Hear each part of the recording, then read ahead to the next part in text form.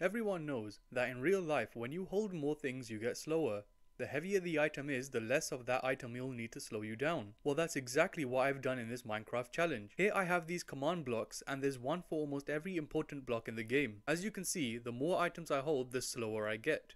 Initially, the thresholds were 1, 20, 40 and 60, but I felt as if that was too easy. To make this challenge actually challenging, I've changed the thresholds to 1, 2, 3, 4, 5, 6 and 7. So if I hold one item, I get slowness 1, and if I hold 5 items, I get slowness 5.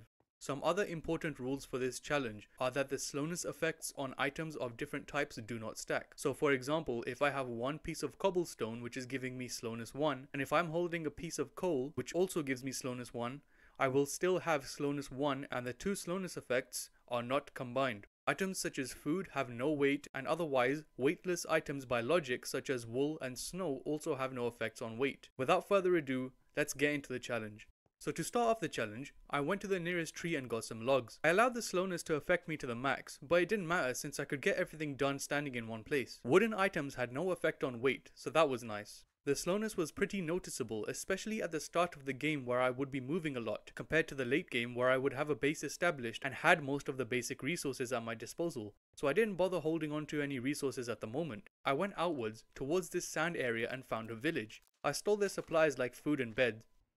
Since the village already had houses made for me, I decided to just stay with them for now, since moving planks and making my own base would take far too long since I would have to move 1 to 5 planks at a time and getting the logs would have been a whole separate issue.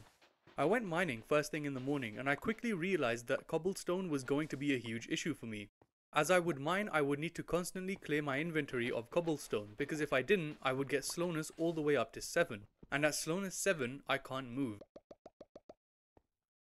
I made a chest near the top of the tunnel. I kept going back and forth to drop off the bundles of cobblestone at the chest. It was slow, but it was the most efficient method I had at the moment. I kept mining until I came across some iron and coal. Since these resources are basic and are usually only available deep underground, I increased the weight threshold for these items to 10, 20, 30 and so on. I brought them back up and smelted the iron to make some iron tools and armor. Although the iron tools were heavier than stone tools, the slowness applied by tools and shields only happens if I am actively holding the item in my main or offhand, so it wasn't much of a problem. I took the bare necessities and continued to explore the area. I came across another smaller village and there wasn't much there. But next to the village I came across a sand temple from which I got gunpowder, iron, gold and some diamonds. I quickly ran home with these items and put them away. The things I found next made me genuinely question whether or not this world was glitched, because I came across another village with another temple in front of it. And after I was finished with that temple and village, not much further up the road I found another village and another temple. I wasn't complaining, since this was just making my run exponentially easier, but these were all in very close proximity with one another, and all I was doing was running forwards. I got some saddles, diamonds, and some other items, and ran home to put them away. I carried on running forwards until the end of the desert biome, and came across a broken nether portal. There was nothing too special in the chest, but this meant I wouldn't have to look for lava for obsidian. I ran back home to make myself a diamond pickaxe, and went back immediately to collect the obsidian. There was, however, a very big issue at this point. Obsidian was one of the heavier items, and carrying more than 2 at once back home just wasn't viable. So I had to make around 6 trips back and forth to actually bring the obsidian back to my house. And this took forever since I wasn't going back at a normal pace. I was going with slowness applied to me. I eventually got all the obsidian back home.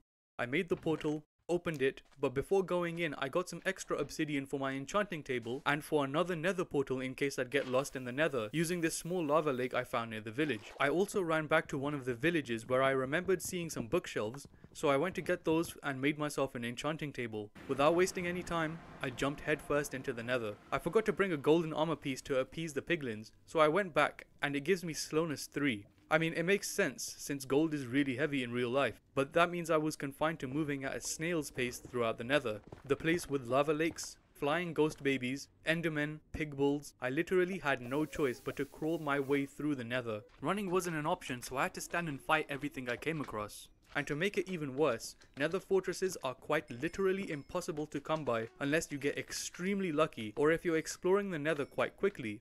I did not get lucky. I was crawling through the nether for hours and found absolutely nothing.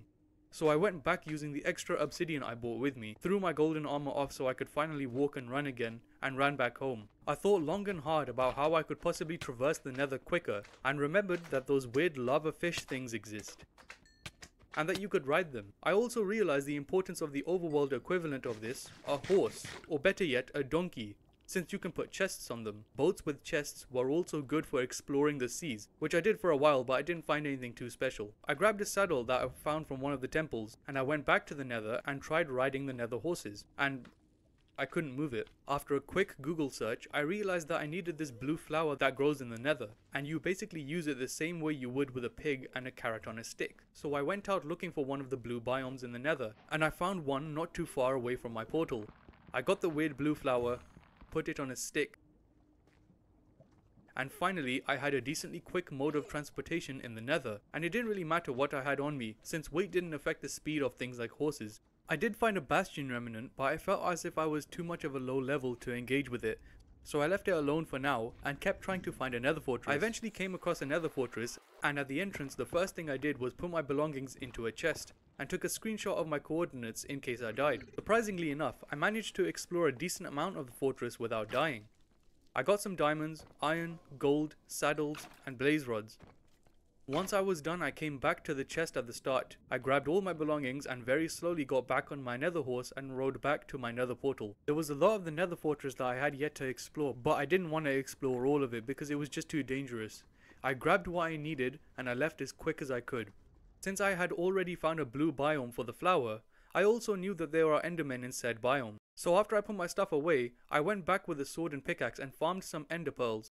I came back home with about a stack and a half and made some eyes of ender. Before I set out to find a stronghold, I wanted to get a horse because running with any amounts of slowness applied to me would make it very difficult. Chances of me dying were higher, and strongholds are usually very far away, so it would take forever to get there. I also wanted to get some more wood, but this was near impossible since I was in the middle of a desert biome, and the nearest wood source was too far for me to get on foot. The wooden logs were heavy and one log meant one increment in slowness. I didn't really know what camels could be used for, so I tried putting a saddle on one and it was a lot slower than if I had a horse or a donkey, but it was better than nothing. I rode the camel there and back each time, getting about 7 to 9 bundles of wood. I brought them back home, made them into planks, and crafted some bookshelves for my enchanting table, so I could fight the ender dragon with some decent enchantments. I wanted to get a level 30 enchantment on my diamond sword, so I waited for now and set out towards the stronghold. I eventually got to the location where the Eye of Ender went underground, which meant I was at the stronghold. Believe it or not, it was actually under one of the villages that was near my house, and because of that it was pretty close and I didn't need a horse or a camel to transport me there. I explored the stronghold and I eventually found the library, which was an amazing find since I found a book with sharpness 4 on it. I went home and put the enchantment onto my sword and went back to find the main room.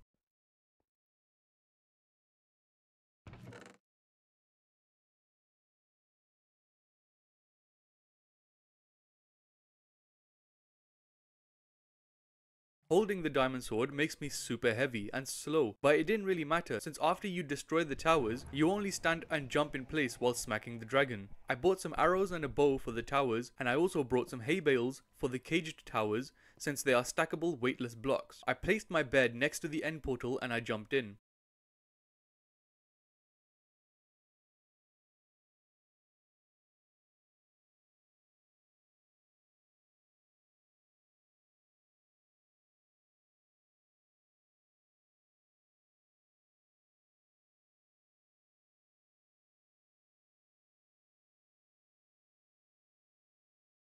I took down the towers one by one with the bow, and I used the hay bales to climb up to the caged towers, broke the bars with an iron pickaxe, and broke the end crystal.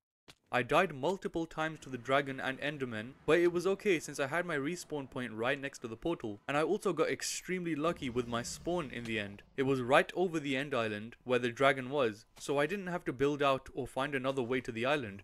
I just dropped down, and did this every time I came back. I eventually managed to kill the dragon, I collected the XP, and I jumped back into the portal. If you enjoyed this challenge run, or if you want to see a part 2 to this challenge where I explore the end and kill the Wither, please like and subscribe. If you have any ideas for challenges you would like to see me do, leave it in the comments below and I'll try to make it happen. Thanks for watching.